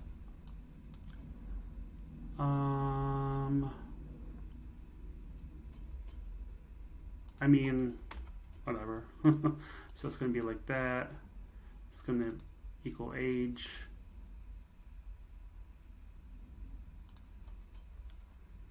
Actually, hold on, let me think about this like that. And then we're going to return the age over here. Okay. So that's our function, and we're going to print that new age is now plus new age. Again, new age is a number, and we have a string. And in Python, when you have a string plus a number, it's going to convert this into a string, and then it's going to concatenate or smush them together. So that's the first thing. And we're going to say here, old age is age. So let's do that. Breakpoint everywhere. Boom, boom, boom, boom, boom, boom, boom, boom, boom, boom, boom, boom. All right, so you can see how everything is. I am going to run my code. First thing is age. What's age? Age is whatever. Doesn't have a value yet. Now it has a value. So if I hover over it, age is 17. Right now it doesn't. This is not going to execute this. It's just defining what this function means. Now we're over here. We're going to say old age is 17. Oh, I do have to convert it to a string. So the way to do that is you do this. I thought I was going to do implicitly. C# allows you to do that. Python, not so much. But do you see what I mean by compile time versus runtime? Like if the program yelled at me that says, hey, you can't do that, then I would have not run into this problem. But because I'm here running it, it just yelled at me and says, hey, you can't do that. So this is a function, not my function, it's just a function given to me by Python that's going to take the age and give me back the output of 17. So let's run this again. Start debug. Okay. So this is age, it's over here. We're going to run through, and now let me hover over this. This is 17. Now let me hover over both of this. If you highlight and you hover over, it should tell you. Can I add to watch and see? See, it says 17 over here. I just hovered over and I said add to watch. If I did this and add to watch, where is it? Well, add to watch. You'll see that this is 17 and this is the string 17. And now it's going to take old age is add 17. So here you are. Boom. Old age is 17. Now we're going to go back here. So upgrade per age is going to go right back to this function. Age is 17. It's going to see if I am, oh, yeah, you're going to see a problem here. So it's going to say you are a minor, and then it's going to upgrade. It's going to update my age to 18. Okay, so it says old age is 17, you are a minor. And now it says new age is now new age, which is now, new age is now 18, okay? So, but now because I am 17, I'm now going to be 18. Actually, let me do this. One of the things that we do want to do is show if I'm still a minor. So what I'm going to do is I'm going to create another function called def check age status. Okay, and then I'm going to pass in age like that. And then what I'm going to do is I'm going to do this, cut that out, put it in here. This is a principle that we kind of want to use a lot of. When you do find your functions, you want to make sure that you are separating your concerns. You don't want your functions to be doing too much information. Now, here, I could do something like this, return.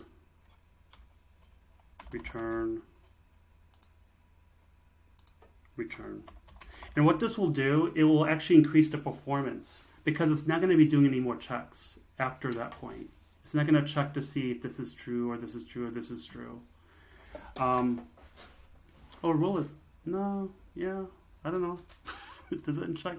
I'm now thinking, does this increase the performance? Does this prevent the checks? No, it's built in. It is built in.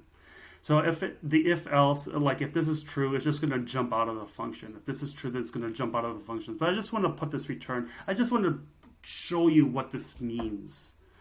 So you can say like 23.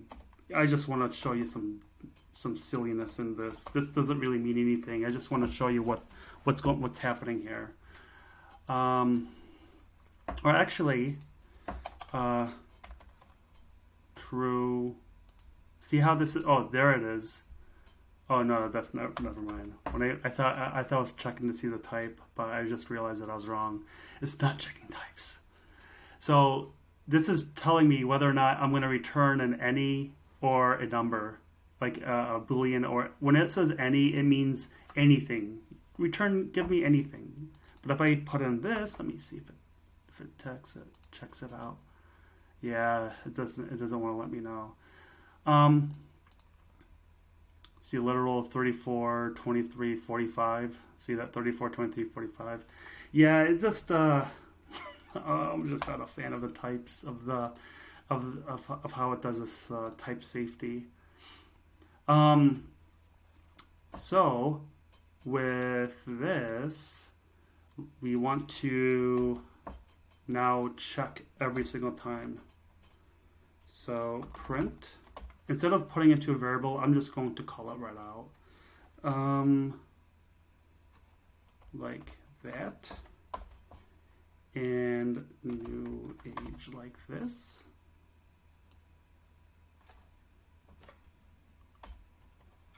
Actually, what I want to do is this, and then this is going to be age. So ages, again, variables are my boxes, right? This is actually, this is also an expression, by the way.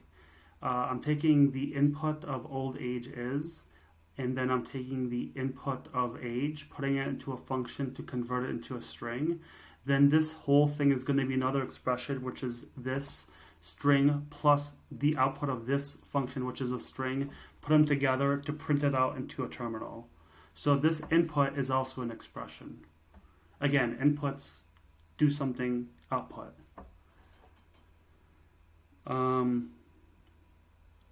This is an expression. Everything really becomes an expression at this point.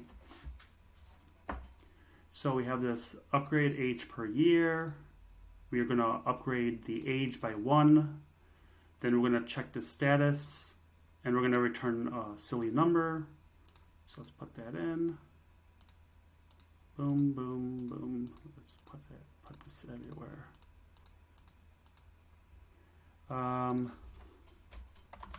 Let's say result, because we are returning something. Equals like that. So you could see the result of whatever is happening. All right, so let's run it. Start debugging. Let's go. So we have start. The age is 17.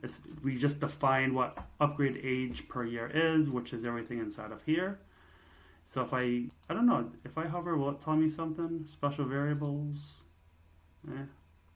I don't want to read into that. So these define. So now Python knows what these definitions mean. So now I want to tell you what my old age is, which is 17. Now I'm going to go inside of this function. Age is now 17. It's going to check to see if I'm an adult yet. That's not right. And now, this is false. That's false. Now it's going to return 45. And boom, right? So now it tells me that the age that the age is now 45. It just printed up 45. It told me that I'm a minor, by the way. So I'm a minor, and then just told me that this number is 45. Right? So now I upgraded my age. My age is now 18. I'm going to go back to that function and check it. So it's going to tell me I'm now an adult. It's going to return back 34. Do you see how 34 just left? And that's what returns does. I mean, return is a way to get out of this function and go right back to where you left off. Okay, that's basically what a return is. A return is saying, hey, whatever truth or false checks you've been doing, you hit a true. I want to leave this function. I want to get out of here. I'll go right back to where I used to be. But when you pass in a value next to the return, that's like saying, I'm going to also bring this back with me. Now, when you don't have a return, as I was going to get to this point before, when you're not going to do this return, this return is optional because you just hit the end of the function anyway. There was no return up here. And because you're not returning anything, there's nothing with this return, this makes it pointless. That's why this is optional. It doesn't matter if this return is there or not. But if you do want to make it significant, you could say something like false. Or you could say something like, false. Or you can say something like, finished checking. Okay? You could say something like that, and that will pass it back, and that'll be included in your output. So returning is like returning an output back, returning a value back from the function. And you know, think of your function as a box. It takes an input and then it brings back an output. It changed the value that you provided in it. You could also pass in multiple parameters if you want. You could say something like upgrade age. Actually, instead of doing it here, let's say that time moves faster in here. So upgrade age per year, and you can say something like increment. And instead of upgrading by 1, you could just do something like that. And now here, where it says upgrade age per year, you could still keep 1 here if you want. Oops. And then 1 will pass into here. Then this will be 1. Let's do that. Let's do this. But let's say so. Let's do that. Start debugging. Boom, boom, boom, boom, boom. See how I'm going fast here? Boom, boom, boom, boom, boom, boom, boom, boom, boom, boom. See that? Old age is 17, you are minor, finish checking. New age is 18, you're an adult, finish checking. But now, let's upgrade by 5. So every year you go up by 5 years. So every year, you yourself, whoever you are, next year, you're going to get 5 years older. I don't know what that means, but for the sake of this universe, that's what happens. Okay, so every year on Earth, you become 5 years older. So let's run it. Start debugging. Okay, here we go. Boom, boom, boom, boom. So your old age is 17, right? You are now a minor. Finish checking. So we're now going to upgrade by 5. So your old age is 17, and now it is 22. So you're 22 years old now. And then new age is 22, and now it's going to check again, and you are now an adult. Finish checking. Okay. You could also do this in a whole loop if you wanted to. You could be like while age, let's see.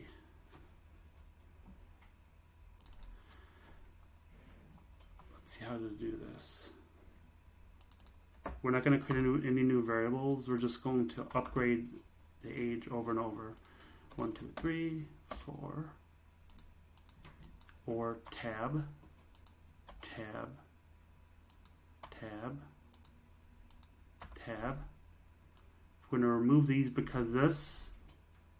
So let me just remove these variables in here. So this and this are essentially the same. So let's make this more generic by saying your age is this. Then we're going to check the status. We're going to upgrade per year. And then we're going to say something like, as long as the age is less than 70, or less than 70, oops, or equal to 70, okay? Then we're going to say print. You sadly passed away. Sorry about that, but you sadly passed away. So let's run this. All right, so start debugging.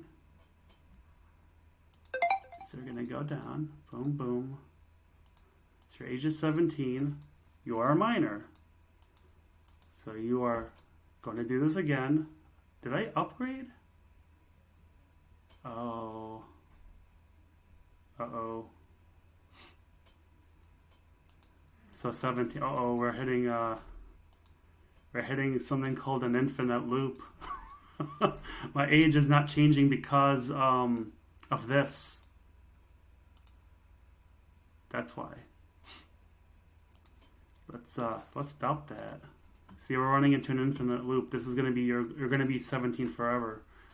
So what we want to do, let's remove this actually. We don't need to pass this parameter in.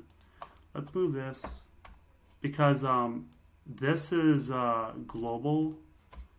This is a global variable, and all of what all of these are doing is checking to see that global variable. So we actually in this whole application, we only have one box that holds one value that gets updated all the time. We have one variable. We have many expressions throughout the board. We have a function. Now you might ask, what's the difference between a function and an expression? Your function, when you create a function, you think of function as the definition. What are you creating? What kind of function are you creating? What is the definition of your function? When you see the expression, see that? This is my function and this is my expression. Okay? That's what it means. That's when so it is, you can actually make it interchangeable, but to make it more specific, it's better to call this an expression and call this a function. And also we use the word call and caller. So when we say this, we are calling the method, and this is the callee. Like when we say, where are you calling this function? We're calling this function from here. Okay, that's what it means. When we say calling, when people are going to ask you, where are you calling this? Where are you calling this? Where are you calling this? We're calling it from wherever this is. And you could do this over and over and over again. We could always keep on checking the status. You know, we could put this anywhere we want. We could always check the status everywhere. Everywhere we want, we could check it. We could check it here, we could check it there, we could check it there, right? So, oops, we don't want to do that. Okay, so now we're going to keep on updating this single package. So let's go. I don't think I'm going to have time for classes in this session. I think we got over the basics, but I'll explain soon. I'll explain classes very, very briefly, but I'm not going to build a class here. Here, let's go.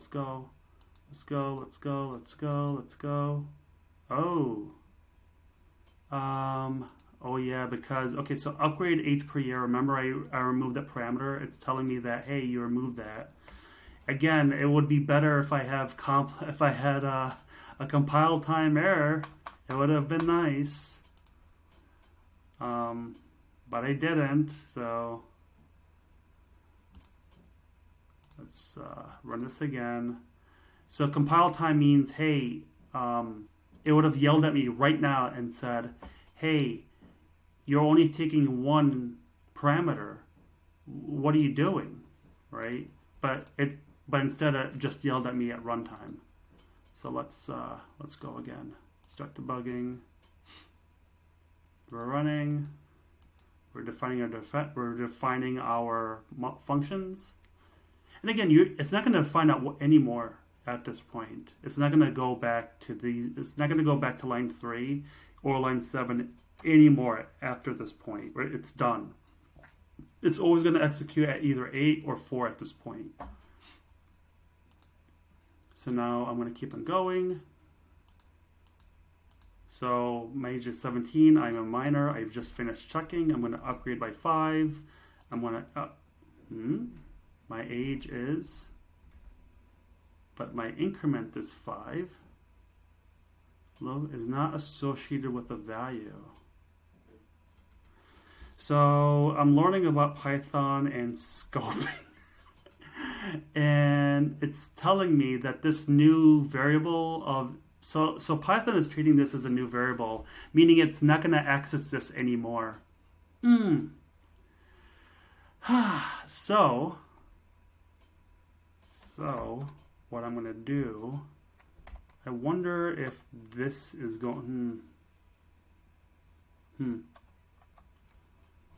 So probably, yeah, probably might have to add this in. Shoot.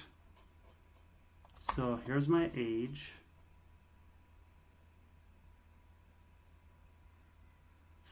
Okay, so what it's telling me right now is because I am in this function, it has no access to this age at all. because this is a new scope, it's treating this age as a new local variable.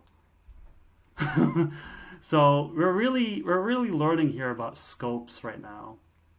So what that means, I have to pass in this age again, like I did before, and then I want to pass in the new age again, like that. So I'm going to pass that. It's going to be 7 here. I'll show you. Where am I calling this from here? So its age is like that.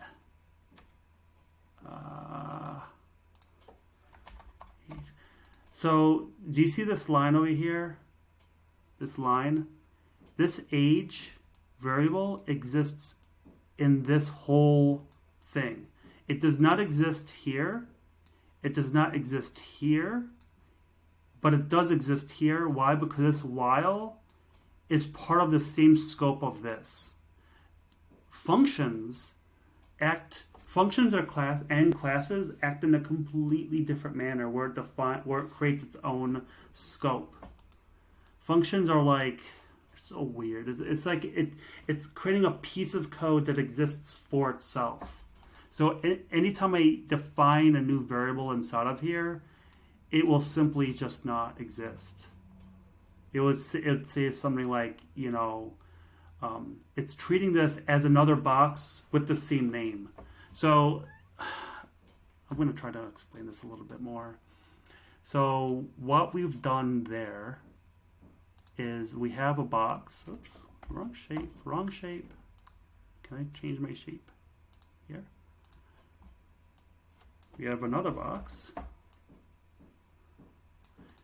And this is age. Oh, shoot. This is called age. And this is called age. And what I've done, for the sake of consistency, is I have this value and I have this other value. Oops. It's 17. Oops. 17.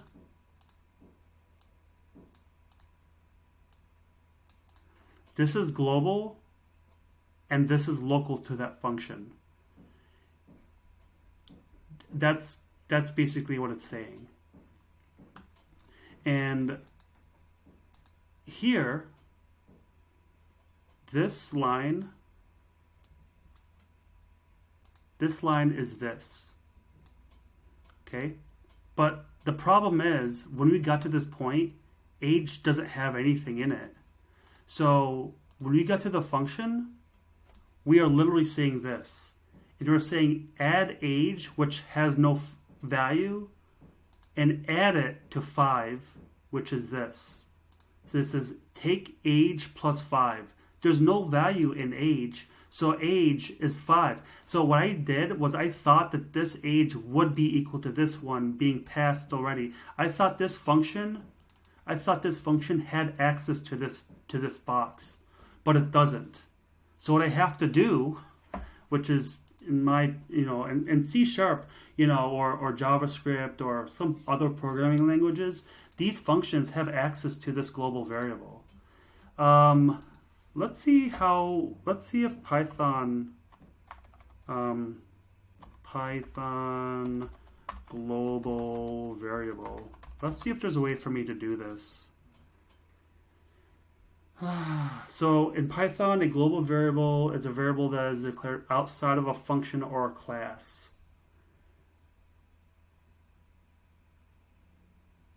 So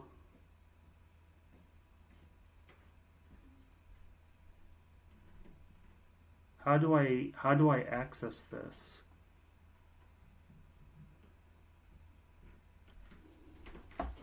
Oh, okay. All right, so what I was going to do here was I was about to take the box that I had and pass it into this. So then this would be 17, and then you pass in the 17 back into here, and then just have that flow going through. But instead, Python actually has something called global, a keyword called global.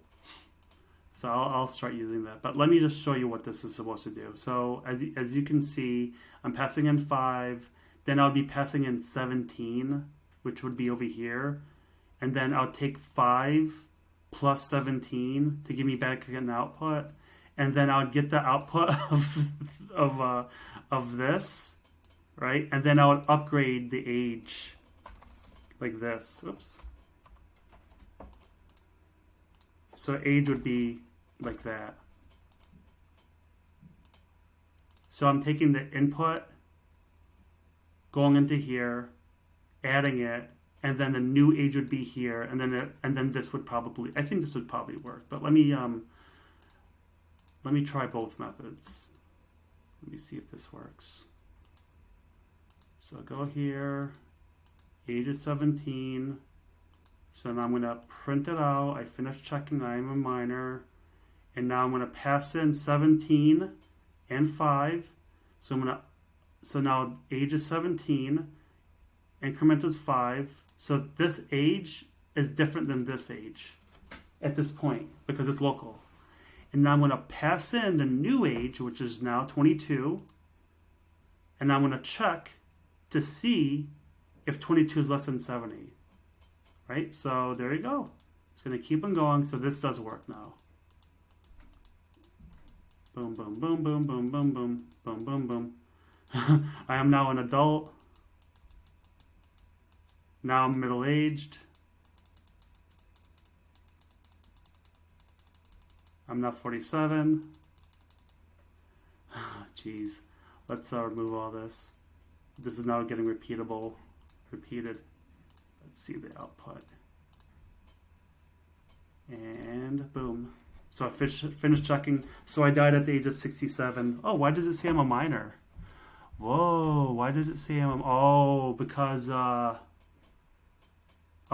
I'm outside of this range now. So after 55... Yeah, so at the age of 57, because it got out of this range, because this is false and this is false, it says I'm a minor. So then it just says I'm a minor at that point. So what I have to do is I'm going to do this. ELIF age is greater than, I'm going to put this as equal, greater than 55. You are an old person. Oops,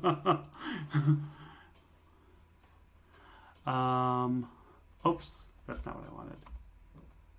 I put it in the wrong one here. Here. This is what we want. You are old age. Okay. Put this colon here, and that should do it for that. So let me continue. Let me see this. Let me run. Start debugging. I tried to finish this in 2 hours, but we're going. Here we are. There you are. 17, you're a minor. 22, you're an adult. 32, you're an adult. Right? And then your old age. So now, let's say that, okay, you don't want to do local.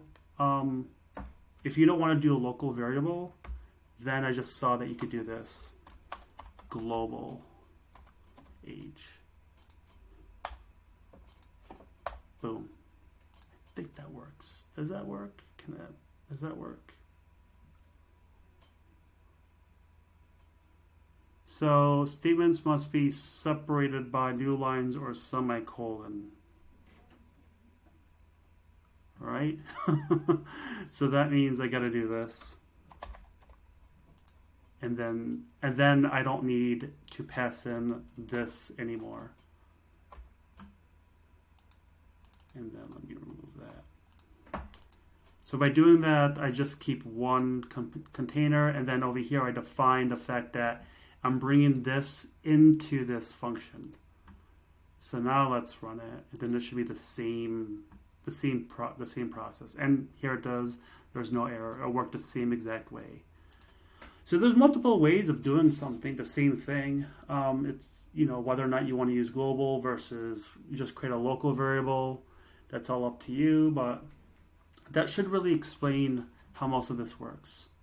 And now the final piece, I'm not going to write any classes. I just want to tell you about it because we are still defining this fighting dojo. And again, this is a class. Here we have class fighter.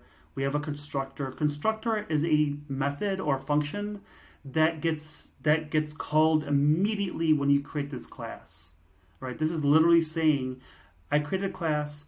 What happens at the start of my class? Well, create a function that sets all your parameters for this fighter. And then what does it do? Well, it has all these other functions. Right? Define, apply level advantages, attack. You know, all these will make sense to you if you watch the first video that I made for this. But a class, let's go through the definition. A class is a box that contains a series of variables, just like a function. Like here it is, a function is a box that contains a sequence of variables, expressions, conditions, loops, and gives an output.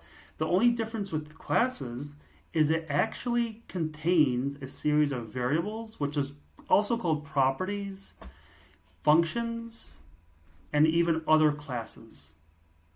So it contains this and this. Okay? That's what classes do. Classes contains variables and functions, a set of variables and functions. It does it at a top layer abstract. It's like a top layer abstract concept. Because, you know, where you have a function that defines this function, you know what? Let me put a line here. It does this and this one also. It does this. It has a series of expressions, variables, right? Variables has values all the time, and values have types. Okay, yeah, let's do that. This is actually a really nice exercise. And this one this class has a set of functions. Let's also make this red. And this class has variables. Okay. Okay. That's what this does. Am I missing anything? Expressions. Yeah, let's also do variables too.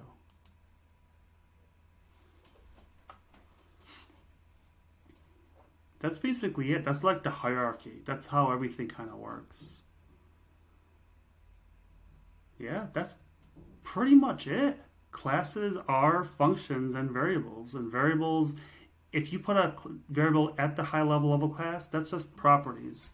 So if you go back to here, to the fighting dojo, we have a fighter, right? And a fighter has these variables.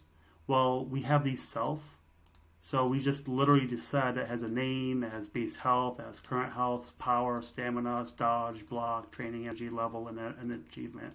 What it means by self is that you're literally attaching all of these variables to another box, which is the fighter. The fighter is the self is the fighter. It's using self as the way to tell it that this is it, this is me, this is who I am, this is all my variables. So that later on in all these functions, all you have to do is just call the box and look at whatever piece is inside of this box. Right? It's not a variable. Fighter. The huge difference between a class and a variable is that variables hold one item at a time, but a class contains a collection of variables and a collection of functions. Okay, so here I am in this function over here. I'm passing back myself. And here's all the things that are attached to the parameters here. Classes are a little bit more complex, but again, once you start understanding the fundamentals of this, classes will become much easier to understand. Let's actually have a little diagram as a final thing about to illustrate classes, so you can understand this a little bit more. So here's a box. That's all a class really is. And you're going to call this self, right? And it's going to hold all these other boxes inside. Okay, we're going to say that this has two variables. Okay, and then we're going to have rectangle boxes, and these are going to be the functions, right? And what are functions? It's basically other boxes inside that can return an output. But in order for you to call, the problem is that with a function, you can't just call these parameters like that. You just can't do this, right? So Python will not let you do that. What it wants you to do instead is it wants you to, what's the best way to describe this? It wants you to, well, it wants you to think of, yeah, this is how it wants you to do it. You know what? Let me just do it this way. It wants you to think of it like this, and then from this point, oh my Lord, that's how it wants you to access it. Weird, huh? Let's make this black again. So a function will call itself first, and then you can access the property. Oops. I'm going to create another arrow like that, and another arrow like that. Right? That's how a function will have access to its own properties. It's almost like saying that it's aware of itself. Does that make sense? But that's why it has all this idea. So define, see this one and this one, they all have the same kind of definition. I'm passing all these parameters inside to populate whatever I have as a fighter. And then then at the function, which is the actions I have access to, you have to pass itself into, pass whatever this class is into this to access its properties. And that's basically what a class is. As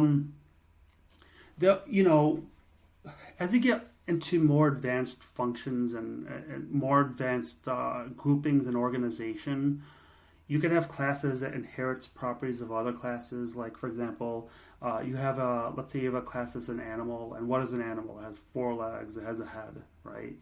Or beast. Let's say a beast. A beast has 4 legs and a head, and eyes, ears, nose, mouth. And then you have a class that's called deer, or a class that's called a lion. And you don't want to keep on, saying that this lion and deer has 4 legs and a head and eyes, nose, and mouth. What you want to do instead is say, like, this lion class inherits properties of another class called animal or beast, wherever you define it. And when you do that, then each animal will have those properties. That's the idea of that, is a way of how to reuse your code and to define things only once at one location. as you get more and more, you can actually start seeing things in a bigger picture. But for this purpose, if you understand the principles of these, you literally got yourself way deep inside of programming, like the mind of how we program and how we think about these things. At the basic level, the more you do stuff with these principles, then you're going to start thinking in terms of classes. And later on, the terminology like engineer and architect, like these titles, look at classes, like how you orchestrate. And as you become a senior developer, you'll start to see patterns. And what sets the difference apart from a senior developer and a programmer or junior developer is the fact that you are able to create code that is way organized and easy to predict and easy to understand and easy for others to get on board with. As a senior developer, you are you understand the pitfalls of not having these patterns, the pitfalls of not having things structured in a certain way that is predictable, because you do want predictability. You want to have an idea of where your code is, because as your project gets bigger and bigger, you need to have the ability of how to organize your code in a good fashion. Because later on, you're going to start thinking of how do you refactor these codes and how to make it simpler and better later on down the line. And that's a huge difference. And throughout the years, programming languages have evolved considerably. IDEs. Your IDE is the program that is the application that you're doing all your work on. It's your development tool. And these tools have also evolved to help you with your programming, to help you evolve and get better, and to tell you all these things, firsthand, like how it aids you in your programming. Back then, people used to write code in one single page, and it was so hard to manage. We're talking about 18,000 lines of code. But with all these ways of how to partition your code and organize them in such a way that makes sense, you already got yourself in a positive direction.